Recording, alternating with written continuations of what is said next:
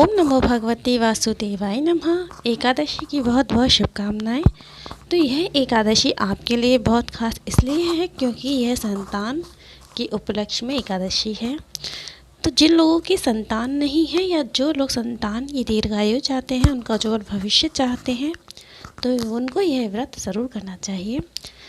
तो आइए जानते हैं एकादशी की पूजा का शुभ मुहूर्त क्या है। सुबह 8:34 से दोपहर 12:32 तक।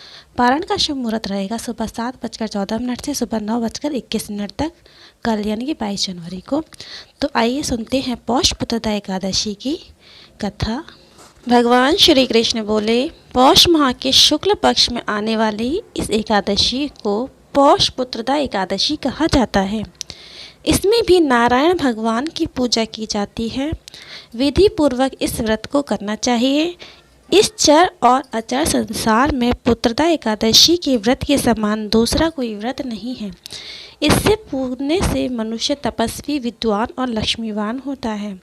इसकी मैं एक कथा कहता हूँ जो तुम ध्यानपूर्वक सुनो। भद्रावती नामक नगरी में सुकेतुमान नाम का एक राजा राज्य करता था। उसके कोई पुत्र नहीं था।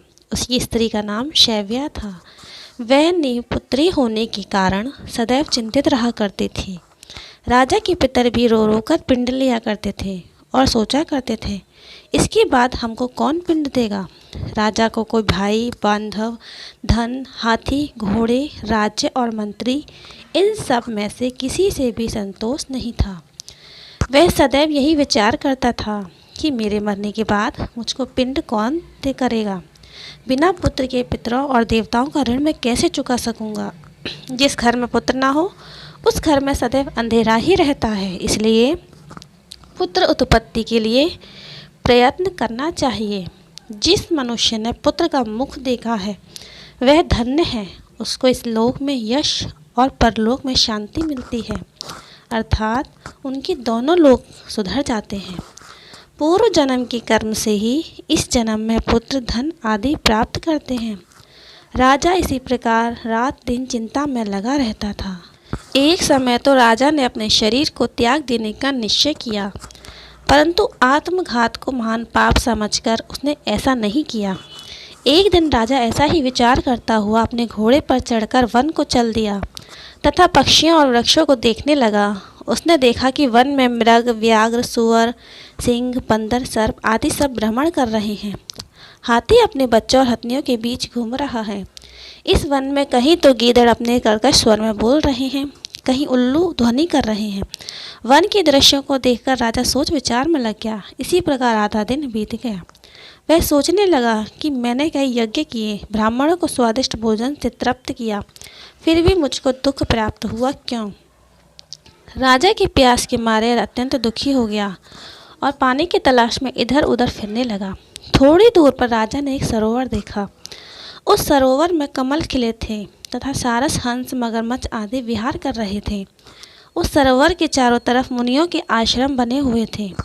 उसी समय राजा के दाहिने अंग फड़फड़ने लगे। राजा शुभ शगुन समझकर घोड़े से उतर मुनियों को दंडवत प्रणाम करके बैठ गया। राजा को देखकर मुनियों ने कहा, हे राजन, हम तुमसे अत्यंत प्रसन्न हैं। तुम्हारी क्या इच्छा है सो कहो।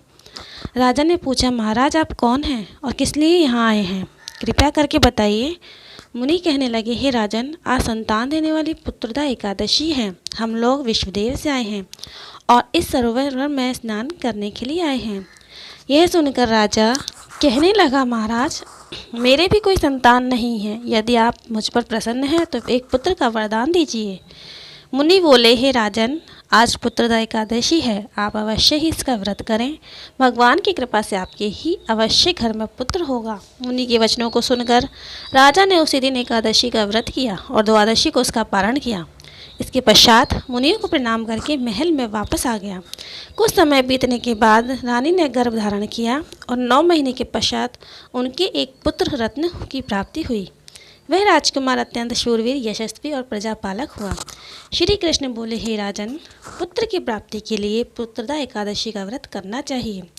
जो मनुष्य में इस महात्म्य को पढ़ता है या सुनता है उसे अंत में स्वर्ग की प्राप्ति होती है। इस प्रकार पुत्रदा एकादशी की कथा यहीं समाप्त होती है। बोलो विष्णु भगवान की जय। ओम नमो भगवते वासुदेवाय नमः।